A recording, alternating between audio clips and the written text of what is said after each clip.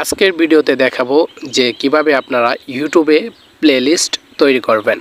So আপনার যে ইউটিউবে সাবস্ক্রাইবার আছে, অডিয়েন্সরা আছে, তারা কিন্তু ইউটিউবে আপনার যে ভিডিওটা আছে সেটা কিন্তু প্লেলিস্ট থেকে যে কোনো ভিডিও খুব সহজেই বের করতে পারবে।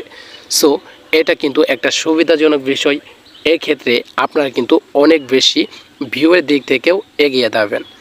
সো আপনারা কিভাবে প্লেলিস্ট তৈরি করবেন এবং প্লেলিস্টে কিভাবে ভিডিও এড করবেন সেটিও দেখিয়ে দিব। সো আপনারা কি করবেন, ফার্স্টে আপনার প্রোফাইলে ক্লিক করবেন।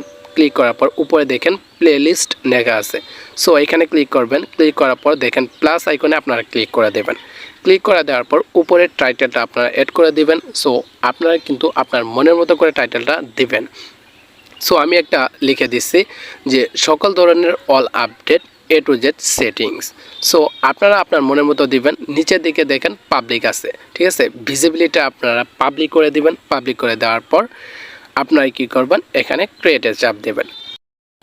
আপনার কিন্তু প্লেলিস্টটা সুন্দরভাবে তৈরি হয়ে যাবে, ঠিক আছে। এখন ভিডিও কিভাবে অ্যাড করবেন সেটি দেখাবো। সো এখান থেকে বেরিয়ে আসবেন। বেরিয়ে আসার পর আপনারা কি করবেন, আপনার যে ওয়াইটি স্টুডিওটা আছে সেটাকে ওপেন করে নেবেন।